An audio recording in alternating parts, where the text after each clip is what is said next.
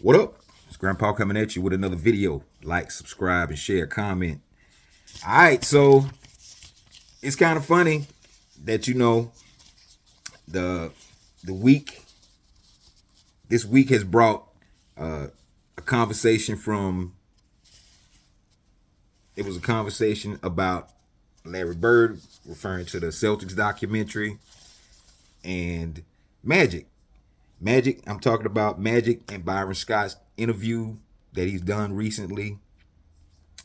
I did a short about what was Magic at the All Star weekend, and I got my answer. Nah, he wasn't at the All Star weekend. He ain't even too in. He said like in 40 something years, he never missed All Star weekend, and this one he didn't even want to peep it out. So that's the answer. He was at the house chilling or wherever he was at. So Magic, Magic goes in about a few different topics, and I just want to touch on a couple and just some observations from the interview because it was real interesting. And Magic is one of my favorite personalities in the NBA of all time, just to state that, even though I didn't like him at the beginning of me watching basketball because he was just beating the teams that I was going for. I just got to be honest. So Magic goes in about, he went in about the All-Star weekend, the injuries, the load management, which is affecting viewership. He was talking about the hugging and the dapping up that players do. Him and Byron Scott was like, nah, we ain't do all that. We played the game and came back home. He still looks at the past games. He was like 87 was his favorite championship, and just as a remembering, just me remembering, I remember like the 87 team. They was like mad dominant. They was killing everybody. They went into when the fourth quarter came, they were sitting on the bench because they were blowing everybody out. 87 Lakers, 88 and 89 because they won back to back 88, 87, 88. The end of Pistons, yeah, 87, 88. So that was interesting. He talked about how the not practicing thing is affecting the play, which I agree with too. The reduction of training camp time. Him and Byron Scott was talking about how like they used to practice like 2-3 hours, and then they would hang out, and you could tell that team was tight. But I mean, like back then, and just as Magic said, what else we were gonna do? You know what I'm saying?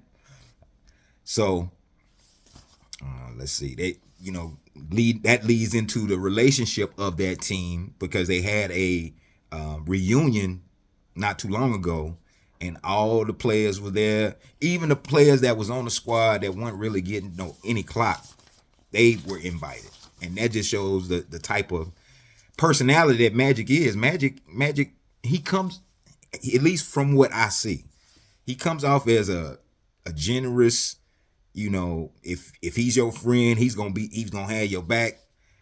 If you in the foxhole with him, so to speak, he gonna have your back. So like Magic comes off, and that leads to the reason why the relationship is the way it is, because everybody on that team was made feel a part of that. He was talking about he had a story about Kenny Smith. Kenny Smith relayed to him about when Houston was playing the Lakers in the playoffs, the first two games, and the ball boys came to Kenny Smith, and he was like, well, we'll see you next year. And Kenny Smith was like, nah, we got like 2 more games. He was like, nah, hey, nah, y'all ain't coming back. And I remember that. I remember that, yeah. So, real tight team. Even the coaches. I mean, like you could just tell it. Like you could just tell it. They was business like about how they went about it. You know what I'm saying? They went into the trash talk. They didn't really trash talk to the team that they were playing. They trash talked to each other, and that builds chemistry too, because you know you rooting for your teammate.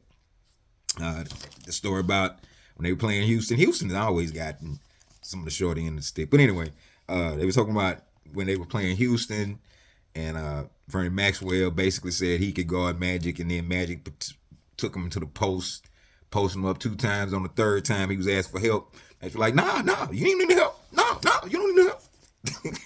Magic wild, man. Magic funny, man. He get mad props to Byron Scott. Byron Scott in '87, he was cooking.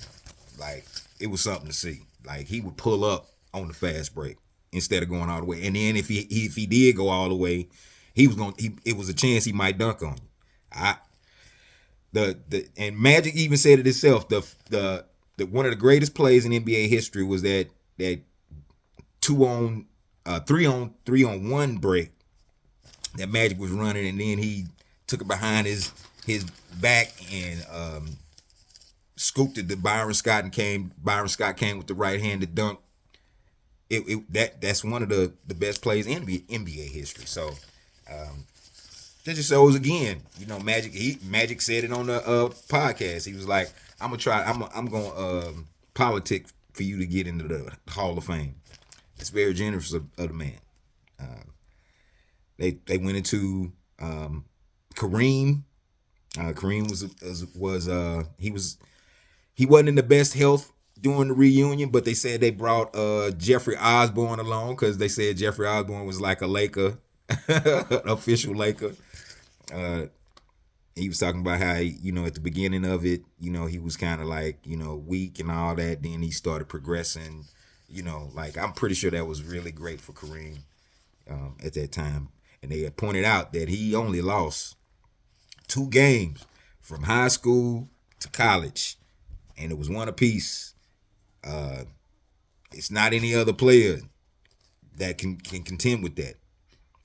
That's another reason why I put him number 2 in my top 10. So just another interesting tidbit about that.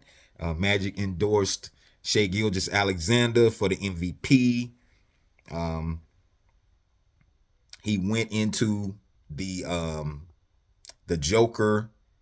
He didn't get into it, but like he alluded to Joker being one of the best. He went into him being the best player of the league, and you know how he's used and all that other stuff. And they mentioned his deficiencies, but they said Joker was the best player. He kind of compared Luka, and he might have compared Joker to them, but he was like, you know, they compared him to Chris Mullin, and Chris Mullin was like offbeat too, as far as his movement. All those like throw guys off because they not moving fast, and you in your mind you thinking, man, I'm gonna block this, but then they, you know, do that hesitation right at the last end, and they catch you off balance. So that's what he was referring to. He mentioned, which was interesting to me, he basically said like LeBron's about to be on his way out. Luka is the future. He mentioned that. You know, that's not a big whoop, but some people think this is gonna go on forever, and not, you know, that's a whole nother video. So interesting conversation between 2 former teammates. You saw the love. And Magic, you know, as much as he tried to hide it, he don't like, he in public, he's not going to toot his own horn. But I mean, he toots his own horn because you know, the story between him and Jordan in the Olympic practice and stuff, like they were going back and forth and stuff, and that's the reason why Jordan came at him, you know, during the 75th anniversary. Like, let's put him on right now, because Magic is a talker. You can tell it. So that's my thoughts about that conversation. Grandpa signing off. Peace.